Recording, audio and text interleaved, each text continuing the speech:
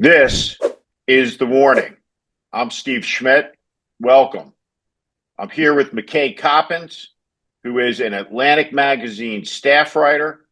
He is the author of a great biography of Willard Mitt Romney, the former governor of Massachusetts, the United States Senator from Utah, the 2012 Republican nominee for President of the United States. The name of that book is Romney, The Reckoning. And he has written recently for The Atlantic a long form profile of James Murdoch, the Murdoch children, about the Murdoch family, all of the considerations of the children with regarding the news empire that has, in my view, done so much damage to the country, to concepts of truth, and what will happen to it as the inevitable happens and Rupert Murdoch passes from this world to the next, sometime before not too very long, at age 95. We have McKay Coppins with us, who I just want to say to everybody that he is an extremely talented writer, probably, in my view, one of the two or three very, very best of the best long form magazine profile writers of the country, in the country. You go back and look at a masterpiece of writing for those of you who are interested in writing as a form of expression, and read his profile, I think, in 2020 with Steve Bannon at Steve Bannon's headquarters on the night of the Biden election. Extraordinary portrait of the MAGA movement at a low moment. But I'm really thrilled today to have McKay Coppins joining me. Again, one of the best. By the book. You'll learn a lot about a compelling figure over this last decade and a half, who is a deeper person than you may suspect. But with no further ado, McKay Coppins, welcome. Thank you, Steve, and thank you for that very too kind introduction. But I'm glad to be here. I'm glad to be talking to you.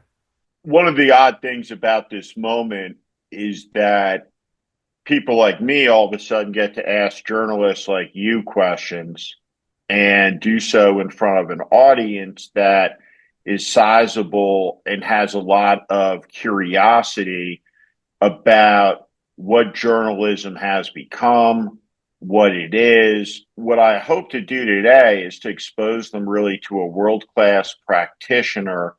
As we kind of get into Fox News and the story, I just want to start out. How do you assess what is happening in Washington? What is the mood in Washington, D.C. right now? What is, at a top level, explaining beyond what I would say are the contours of a television production, a manifestation of reality show theater projected as the workings of the presidency, to create responses, feelings, and effects? Take us Yeah. into the cavern, if you will, a little bit. Yeah, I always struggle to answer the question of like, what's the vibe in Washington? Because it really depends on who you are, right? There is certainly a contingent of Republicans, Trump supporters, MAGA types, for whom this is like, their emotional apex. This is like the triumph they have been working toward for in some cases decades, right? This mass disruption of the federal government, this dismantling of federal agencies, the replacement of civil servants and nonpartisan bureaucrats with Trump loyalists. Like this is a project that has been in the works for a very long time. Way before Project 2025 became a kind of talking point. And so for some conservatives and Republicans, this is a kind of joyful moment. I would say if you try to take the temperature of the Washington metropolitan area in general, I think it's hard to overstate how how much the early weeks of Trump's second term have kind of upended things, right? And how unnerving it is right now. To me, what the most unnerving thing about the early weeks of the Trump presidency hasn't really been the Trump show that you're talking about, the posts on Truth Social and the press conferences and Elon in the Oval Office and stuff. I mean, your mileage may vary on that stuff, but to me, it's kind of a piece with what Trump has been for since 2015, right? For the past decade, and maybe even longer. You could go into his reality TV days. What's unnerving to me is the culture of fear and self-censorship and silence that is becoming pervasive among large segments of Washington, D.C. I personally know people who work in the federal government, work in the State Department, Justice Department, places like that, who are fundamentally not partisans. They are not political creatures in any meaningful sense. They've worked under administrations from both parties, and they are terrified, right? And they are looking over their shoulders constantly. They're afraid of ever expressing any kind of political opinion, even in private, among friends, at church, at dinner, because it might be overheard and make its way back to the White House. And they could lose their jobs over it. People can't make long-term or even short-term plans about their families' lives, their professional lives. Some people listening to this, if you're like a Trump fan, you might say, well, that's good. I want federal bureaucrats to be looking over their shoulders, right? And I think that's just the point. That is what Trump has tried to accomplish, and he has accomplished it.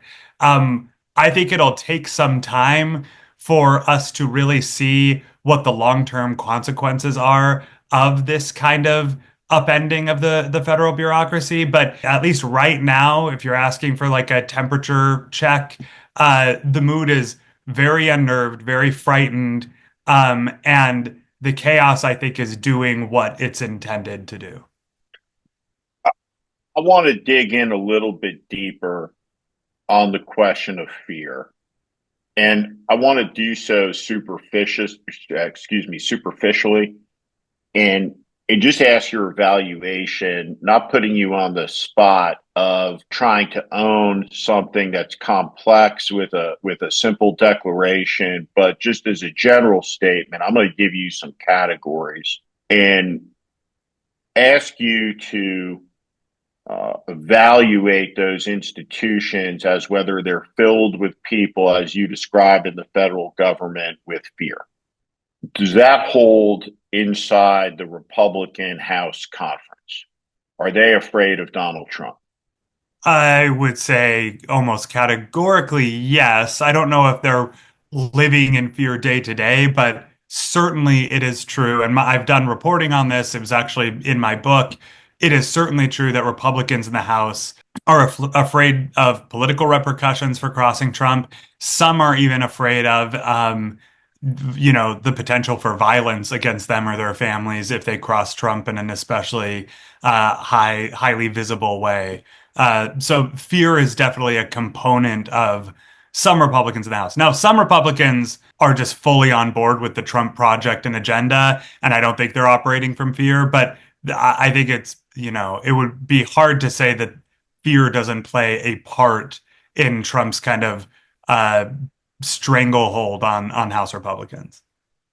I would argue that they're all fully on board with the project, whether they get there and how they get there and down which tributary they flow into it, I think is debatable. But let me keep going. So I think that's an interesting constituency because they are beneficiaries of staying in line, probably at a high level on the proverbial pyramid, and they face real repercussion forever objecting to anything in the fear of understanding that the benefit in everything goes away if they do so.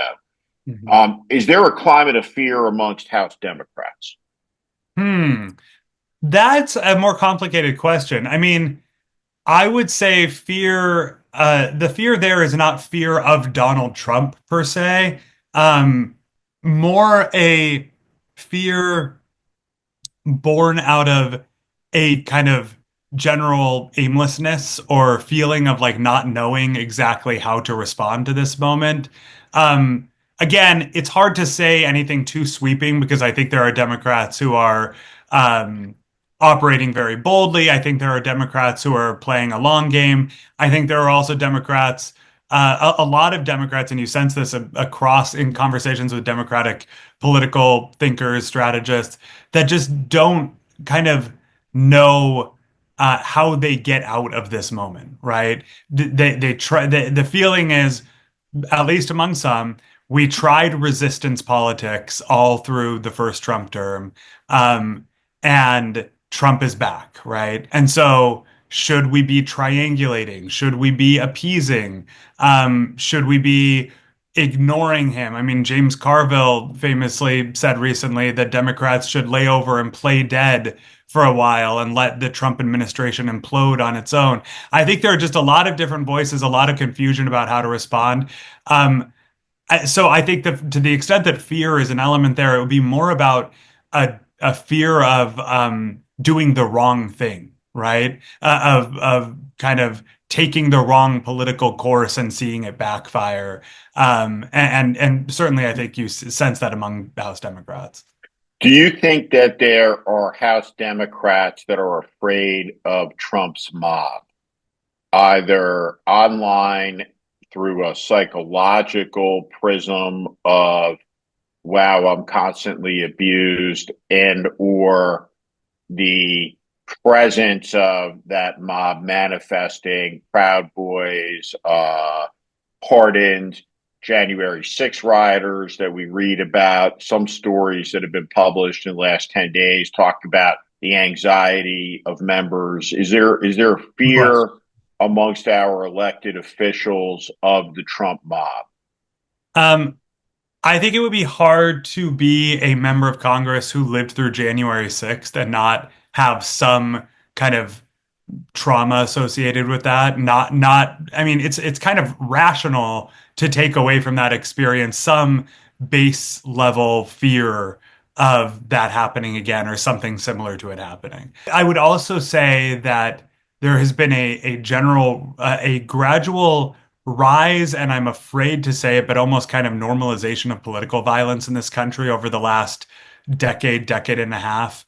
Um, that has resulted in elected officials and politicians walking around every day with the constant fear in the back of their mind that somebody might be trying to kill them. And I remember after even the assassination attempt on Trump last year, talking to Republicans and Democrats who said this is kind of the new reality that we all live in. We're all afraid of somebody coming after us, right? Like, and certainly you could go back to periods in American history where that was pretty normal.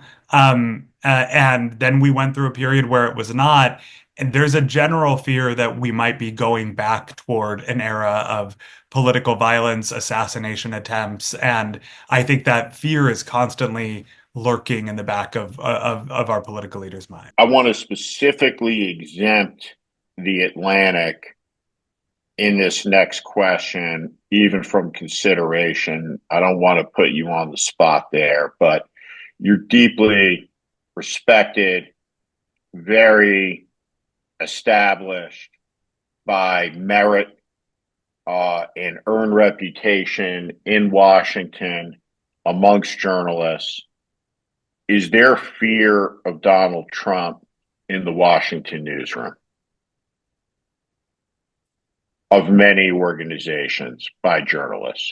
I mean, I I again don't want to speak categorically. There are too many data points over the last few months that you could point to without sensing that there is fear guiding decisions being made at news organizations at some levels, right?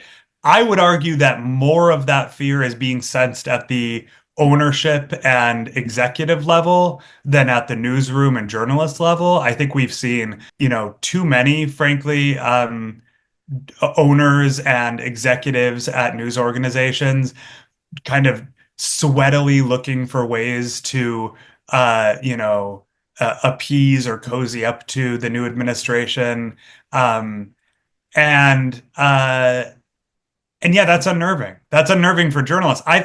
In my experience, talking to my fellow journalists in Washington, there's more fear about what the bosses will do, their own bosses will do, and how that will affect them, as opposed to Trump coming after them. There is talk about that. I mean, let's be real. Like, of course, there's talk about what, especially as we were leading up to the election and the weeks after, there was plenty of discussion in newsrooms about what precautions should we be taking, how should we protect ourselves against the Justice Department, for example, coming after us, or Trump putting us on our enemies list. I think if you're an especially high profile political journalist who's tangled with Trump, you have reason to be concerned. So no question, those conversations are happening.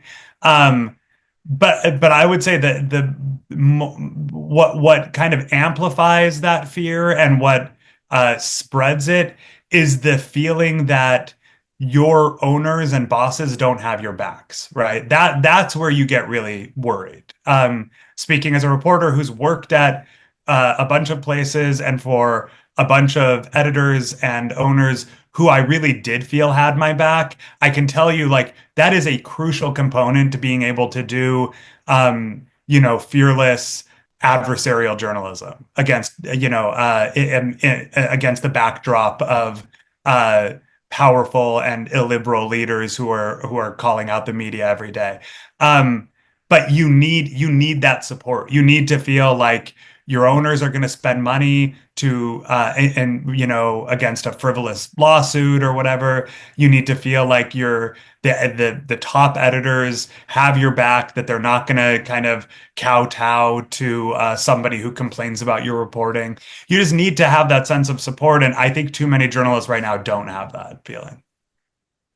I don't want to put words in your mouth at all, but what I just heard you say is that there is a chill in the air in America's newsrooms, and it's driven by two factors, maybe three.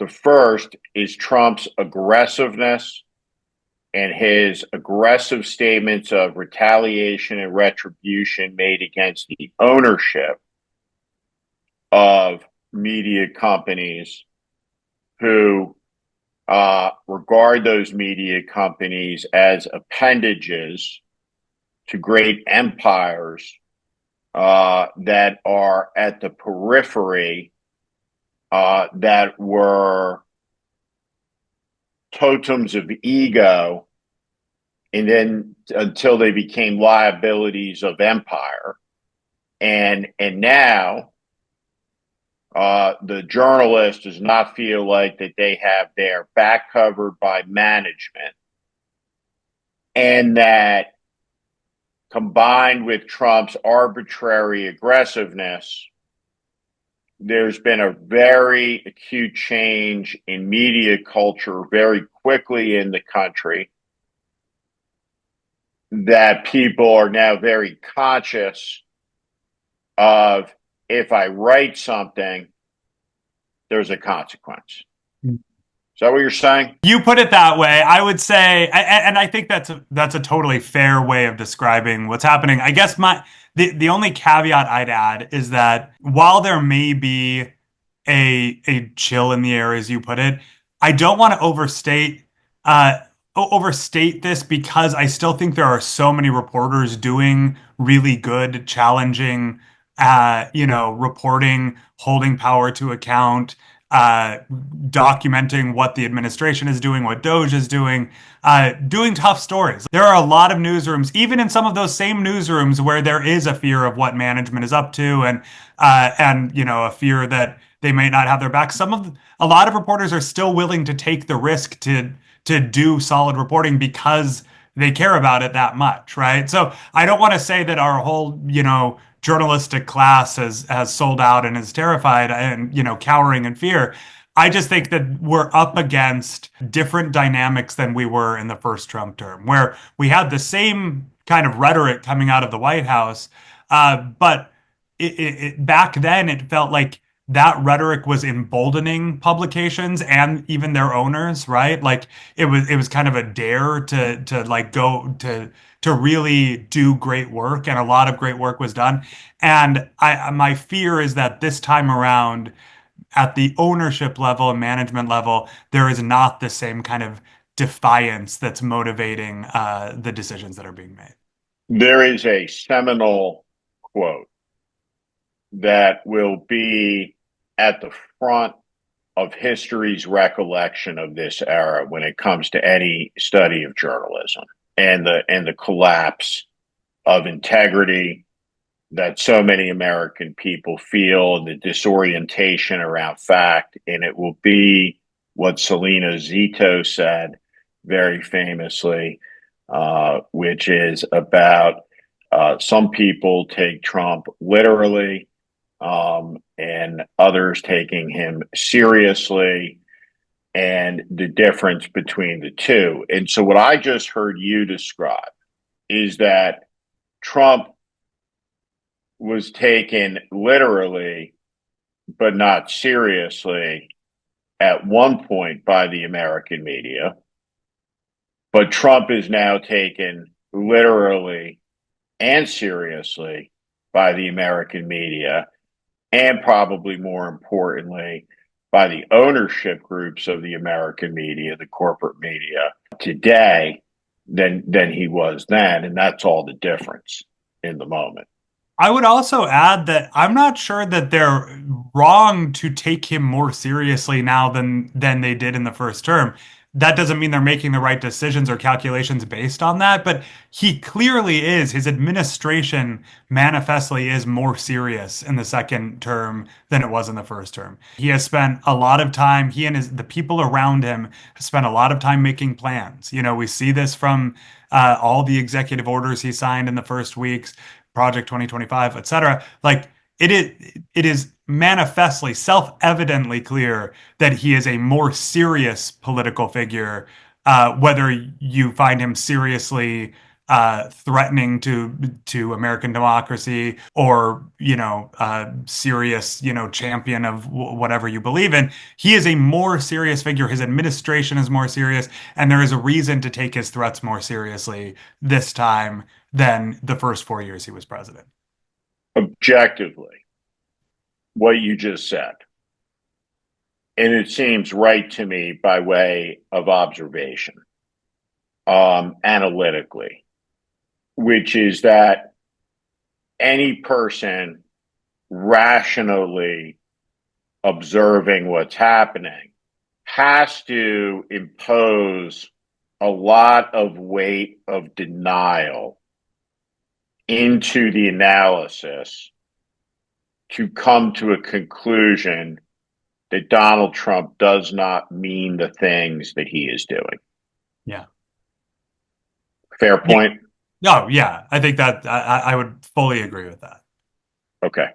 I have one last question about fear, and then I want to get into the Fox News stuff, because I think fear is in the end the commodity of Fox News, and there's this tremendous family drama and morality play that you wrote about so exquisitely, and I want to get into talking about it. But did Mitt Romney leave Washington D.C. afraid? You'd have to ask him that question. If you asked him, or if I asked him, he would say no. He would say that he was not afraid. That he had his own perfectly legitimate reasons for retiring. He's in his late 70s. His wife has multiple sclerosis. He wants to spend his last good years with her and his family. All that. That said, I know people around him, very close to him, who are afraid for him, and who believe that I don't know that that would say that maybe he wouldn't describe himself as acting out of fear, but he is pragmatically and practically aware of the political situation that we're in, with a president who has an enemies list and a willingness to use the levers of government power to go after those enemies, and that Romney, while maybe not at the top of that list, is probably somewhere on that list as a Republican apostate. And I should mention, in my book, the paperback edition of my book, I interviewed him again last year. It was like, I think, last spring. And I asked him about kind of, if Trump wins, what does this mean for you? What does it mean for your family? And he tried to downplay it at first, and he said, I don't know. I'm not spending a lot of time thinking about that. But then I kept pushing it, and then he kind of got a little upset and like irritated, and he finally kind of just snapped at me and said, I don't know what you want me to say. I have 5 kids, 5 daughters-in-law, dozens of grandkids. Like, I can't protect all of them. I don't know how to protect all of them. And it was an interesting kind of window, just a glimpse into the psychology of somebody who has been taken pretty courageous, independent stands in the Trump era as like a dissident in the party, kind of reckoning with the reality of where we're at and realizing that there's only so much he can do to protect the people he cares about with somebody like Trump in the Oval Office. Do you think that there is any chance we will see in the next 2 years' time an address by Mitt Romney somewhere in the country rising to meet this moment as a matter of conscience outside the realm of his political ambitions now in the past, where he simply, as a man who many millions of people regard as a person of tremendous stature and rectitude, speak in what many scores of tens of millions, I suggest, will soon regard together as a really deep crisis. Will we ever hear from him again in any consequential way, or is Mitt Romney in a state of retirement and repose? It's a good question. I feel like ever since my book came out in 2023, every interview I do, people are asking, what's he going to do next? Is he going to say something? Is he going to speak out again? And, you know, I don't know is the short answer. We actually saw him make his first public statement since leaving the Senate just a week or two ago after that Oval Office meeting with Zelensky and with Trump and Vance. And he said we must not let petty personal differences get in the way of the reality that we're facing, which is an autocratic regime invading a sovereign nation, and this country deserves our protection, et cetera, et cetera. All the things you would expect him to say. Um, I don't know exactly what compelled him in that moment to speak out. It probably was some combination of just repulsion at what he was seeing in the Oval Office and a strong feeling that he needed to say something. I think at the same time, he's always weighing, does this stuff make any difference, right? He put that statement out. It got some coverage. Did it move the needle at all? You say that millions of people look up to him, and I think that's true. I mean, I also think that he believes he has never had less influence in Republican politics than he does now. And so he has to weigh that reality against the costs of speaking out. But my guess is, if you were asking me to take bets, I'm not a gambling man, but I would guess that it's not the last that we've heard of Mitt Romney. I would guess that we'll hear from him again. I just want to say before we turn to the story of Fox News that Romney a Reckoning, I think, is as interesting a psychological portrait that you can read of a complex person in public life.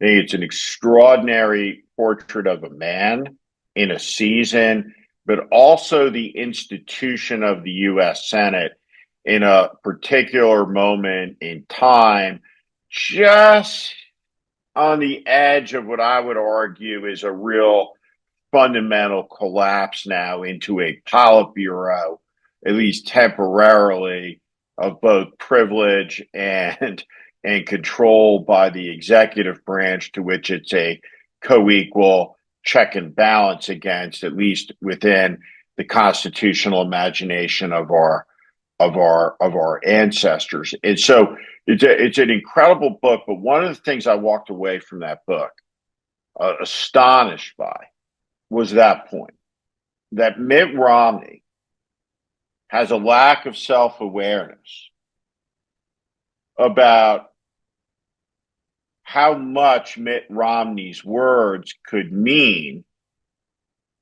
to so many people after so much time in office, that something wore down an edge in him like water on a rock that created this doubt in his mind, this voice of doubt inside of Mitt Romney's mind about the ability of Mitt Romney to roar like a lion. And I don't doubt it, right? That he could have, that he can, and he's got a couple roars left. But that doubt I found just to be fascinating. I want to get into this Atlantic piece that you did, which is another astounding piece of psychological portraiture, family portraiture, portraiture of power. This is real life succession. This is the Murdoch family. And to set the stage, that very wealthy people have organized their affairs in series of interlinking financial arrangements that seek to avoid taxes and allow for the salubrious intergenerational transfer of wealth. And there are revocable trusts and there are irrevocable trusts. And one of the features of an irrevocable trust is its irrevocability. And so there is an irrevocable trust that Rupert Murdoch litigated against his children in court and lost the case, meaning that upon the death of this 95-year-old man, he is unable to fulfill his living intention, which is to bestow control of it to the child he has selected as his business heir, which is his son Lachlan, and not his dissident son James, who now, with the other children, if I understand your story correctly, at the moment the Pope dies, blessings will be said,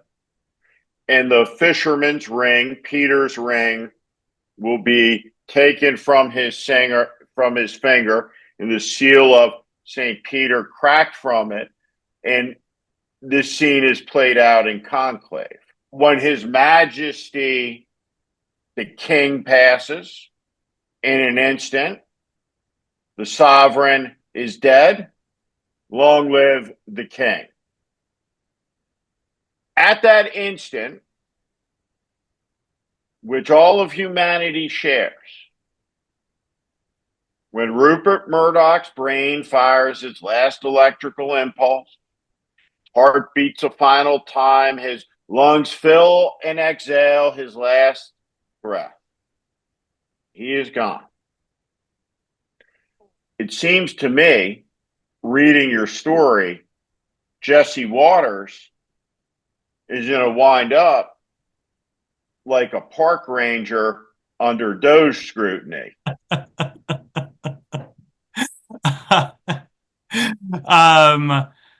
I won't make quite that bold a prediction, but I will say that it does look like, as things stand now, pending appeals and the litigation and various other possibilities, if things play out the way we think they'll play out, change will be coming to Fox News when Rupert dies. I think that is fair to say, yes. And the reason is you alluded to it, that the way that the Murdoch family trust is currently set up, when Rupert dies, control of the empire, that includes Fox News, it also includes Dow Jones, the Wall Street Journal, a bunch of British and Australian newspapers and TV channels, etc. The Fox network. But the empire will be split. The control of the empire will be split four ways equally among Rupert's four oldest children: Lachlan, James, Elizabeth, and Prudence. And um, the current kind of makeup of those four, Lachlan is the Rupert's mini-me. He is a conservative ideologue by all accounts. He believes in the way that his father has built the empire, and that's why Rupert chose him as his successor. James and his two sisters are much less conservative and to varying degrees centrist to liberal, and more importantly, are appalled by some of the things that Fox News has done and other elements of the empire have done, and they believe serious reforms need to be made to these businesses to make them responsible participants in the public discourse, international politics, media, etc. And it looks like the three of them will be able to outvote Lachlan on major decisions. And so that is why there's been so much attention paid to this family drama, why The Atlantic put this 13,000 word story on the cover, because while it is a very juicy family drama, a morality play, like you said, and I think there's a lot of pathos and really tragedy in it. It's almost Shakespearean in nature. It has very real stakes for American politics and American democracy, and we're going to find out what that means pretty soon, probably. What is his condition? Rupert's. Yes. He's, as far as I know, healthy, or as healthy as he can be, but he's 94 years old. So, I mean, just actuarially speaking, it's only a matter of time before he passes away. But I don't know of any imminent illness that is threatening his life right now. Do the children, when you talk about the four parts, are they apportioning as these trusts are structured pieces of bricks and mortar in an empire between themselves, one part for you, one part for you, one for you, one for you? Or is it three against one, 75% control in the vote, where 50 plus one is the magic number? That's right. So there's the board that constitutes the trust currently includes Rupert, who has four votes, and then each of his four oldest children has one. Once Rupert dies, his four votes go away, and those the one vote that each of the four has belongs to them. And so they have supervision over the entire empire, and it's a little more complicated than that. But basically, yes, it's not like you get this fiefdom, I get this one. It's more that decisions are made by the four of them together. And right now, just looking at it, it looks like James and his sisters are on one side on most issues. Lachlan is on the other. So I have an ambition. I've never expressed it before. And since these companies are all dying, I'm not going to get to live it. But I think I would have been a great president of a cable news company. But what you're saying Uh-huh. is that the Murdoch siblings could say at the moment of death, we want to make Steve Schmidt the president of Fox News. Are you putting in your application right now? I am. Are we sending this podcast to them? I am. I would. But that's what we're talking about. Whomever it is now, Suzanne Scott, you're fired, right? You're coming in. And so, for example, the new Fox News could, if the siblings decided, open up the files of every sexual harassment, settlement, misconduct case of every Fox News anchor, famous person going back 20 years, whether it's O'Reilly, 50, 60 million in settlements, Kimberly Guilfoyle. I mean, they could, if they so chose, and their counsel let them, hey, we are going to open kimono this institution and let everybody have the peekaboo inside of what went on here. They will have that type of revelatory power should they choose to do it. They could ask, for example, if they wanted to at Fox News, say to the Wall Street Journal, we'd like you to investigate this organization, open kimono, and report back. In theory, yes, and you added an important caveat. Depending on what their counsel says, I'm sure that there are all kinds of legal complexities involved here. What I will say, though, having spent a lot of time talking to James, who by the way spent 20 years working for the family business before his eventual falling out and estrangement from his father, is that I don't see him as like a particularly activist figure in this sense, right? I don't see him taking over and trying to sabotage Fox News or, meaningfully hurt these companies to make a point about how they've been run as disillusioned as he is by the way that they've been run. I think that what's more likely is there would be leadership changes in key ways. There would be, kind of company-wide reforms that deal with things like corporate governance and editorial guardrails, journalistic guardrails.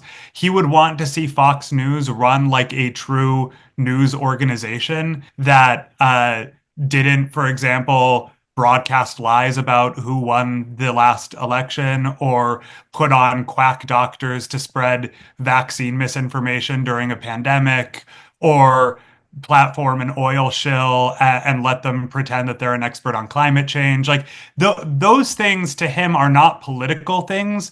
And he's been clear every time we've talked about this that he doesn't want to turn Fox News into MSNBC. He's not saying Fox News should become a liberal network. He thinks Fox could continue to report from a center right perspective, but do it responsibly with responsible corporate leadership and newsroom, principles and values that they abide by.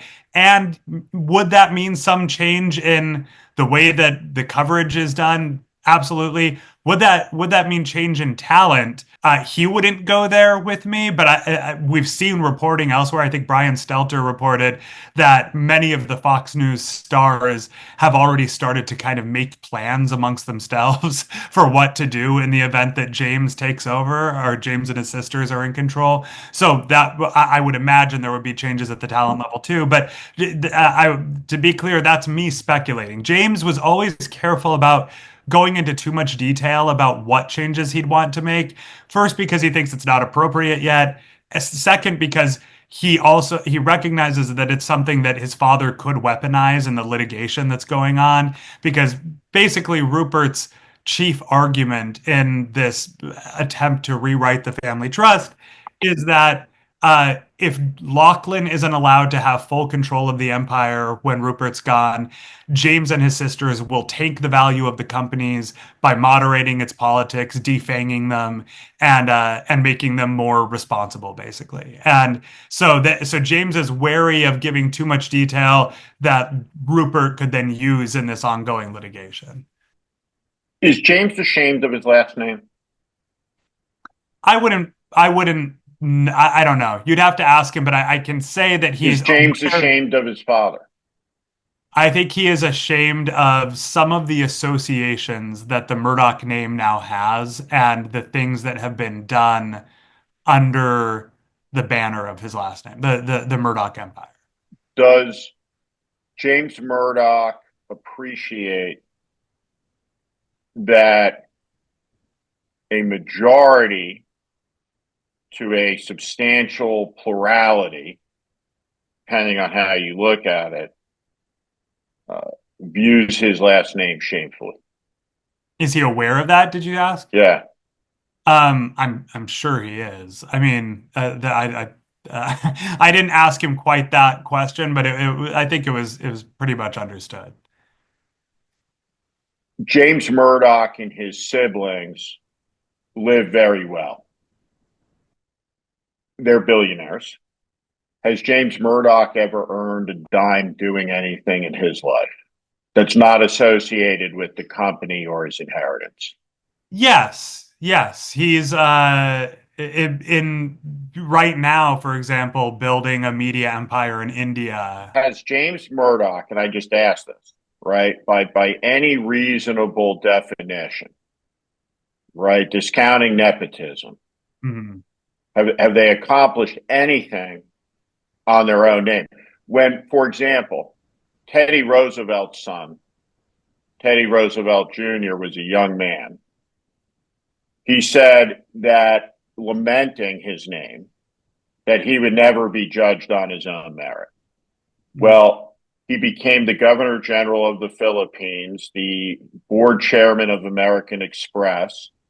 He founded the American Legion, and he led American forces ashore on D-Day as the only father who had a son in the first wave, as the oldest man in the first wave, as the only general officer in the first wave, and he received the Medal of Honor that day for his valor. What I'm trying to establish, right, other than live lives of extraordinarily gilded privilege and desecrate what it is that their father built that I think is monstrous, have they ever done anything that any of them can point to that I did this, I took a stand on this, somewhere, anywhere in the world, I dug a ditch in Suriname so that human feces could blow away from the water supply?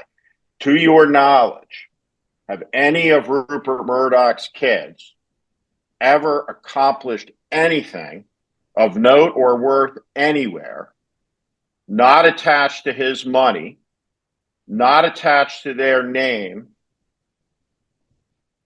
or taken a stand on anything other than saying, we don't like how my dad runs the company that gave us our billions to enjoy our lives with? I will give you the answer that James would give, which is that he, like I said, he spent 20 years in the family business, mainly over, maybe mainly internationally, right? So Asia and then London.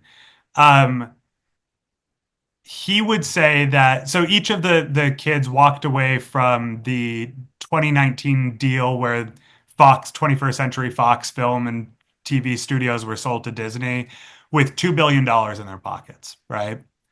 James helped orchestrate that deal. He landed the plane on that deal. Lachlan was against it. He would say he helped earn that money for him and his siblings by doing that deal, which now most analysts would say Disney wildly overpaid for, setting that aside.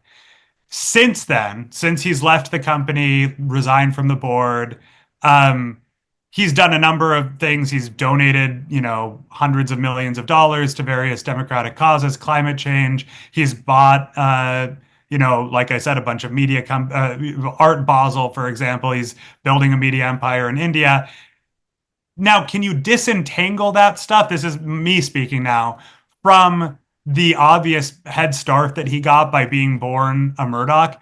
I don't know if you can. I think that's part of what made him, though, such a compelling, interesting subject is that he was grappling with those questions that you're asking in real time as we talked over the course of a year, right? Like he has spent most of his life kind of drafted into this family drama, this kind of like very Shakespearean psychodrama about who is the father's favorite and who is going to be the successor, and spent almost his whole life playing this specific part that he was cast in as the dissident son, the rebel, the black sheep, whatever. And only now that he's in his 50s is he trying to kind of figure out what his identity is apart from that whole drama, right? And you can make a lot of criticisms of him, and I think they're fair. I'm not here to defend him. I think that there's a lot of kind of pathos in seeing somebody like him who has a functioning conscience and is trying to figure out the right thing to do in a system that he was kind of born into and doesn't have a lot of right things to do as obvious options. I'm not criticizing him. I'm trying to understand him to be clear. And I want to bring it back, as we start to wrap up here, because I think this is where I see a gap in the proverbial bridge across the canyon in trying to understand who this person is, right? As a reader of your story, that I think fleshes out a great deal of this, right? But the missing gap for me is, is he on a journey to fully recognize, is he somewhere en route to a destination that ends inevitably with him staring into a mirror and seeing, at some degree, like every son will see their father's face in time, etched in genetic familiarity. Does he see evil in the face of his father? And does he see the damage that evil did to the most incandescently perfect idea ever put to paper by the mind of man in human history? Is that something that he has the depth to reckon with? And that he has the deserved shame to face and the strength to try to make right by ending an existential threat that pounds on by the moment, and even since you wrote your story, has announced itself in a way that is almost incomprehensible, in that it's become the government of the United States. That's what his father created. And that's what has taken over politically, and at this moment is working continuously to tear down the institutions that emerged from the Second World War, that saved, during that war, Australia, from whence Rupert came, by the country that rebuilt the world.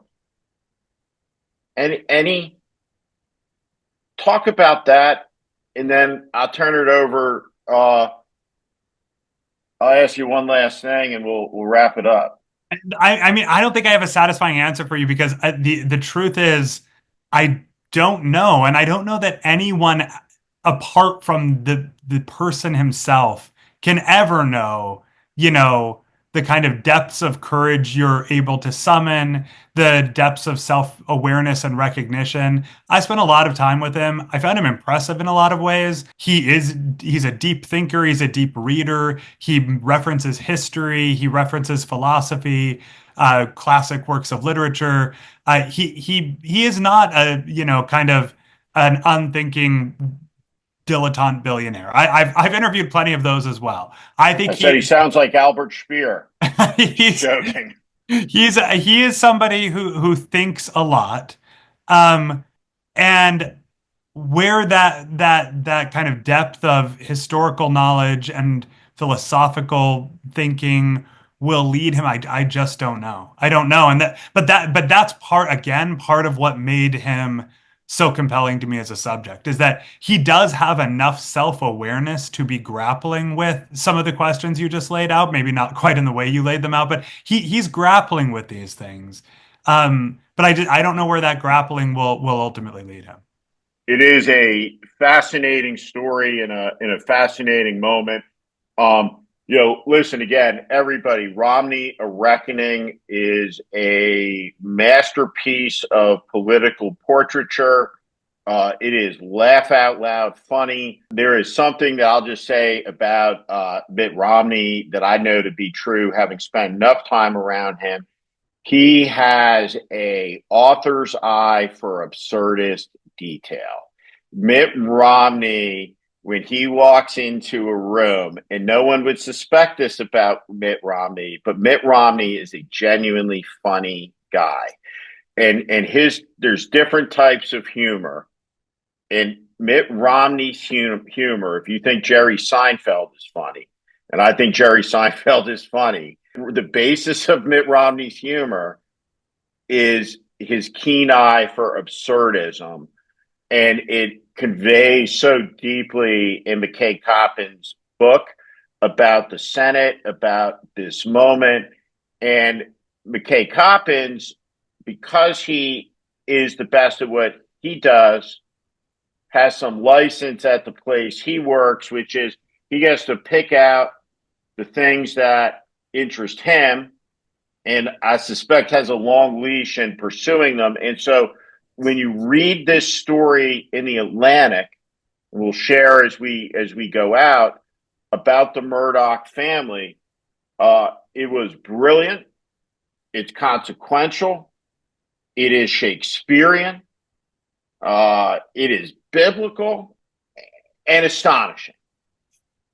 And the drama that begins to play out at the instant of Rupert Murdoch's death is something that every person in this country is a stakeholder in.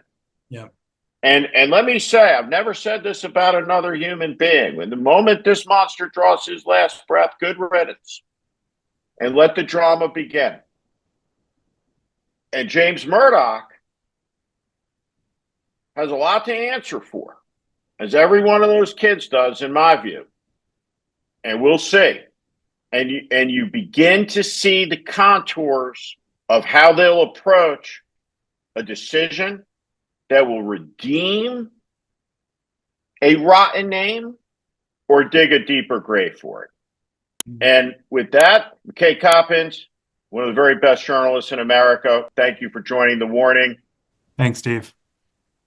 I'm Steve Schmidt. This is The Warning. I invite you to join this community where I promise to be honest, blunt, and direct about what is happening in this country. America is in crisis. Follow and subscribe to this channel on YouTube and on Substack. Thank you.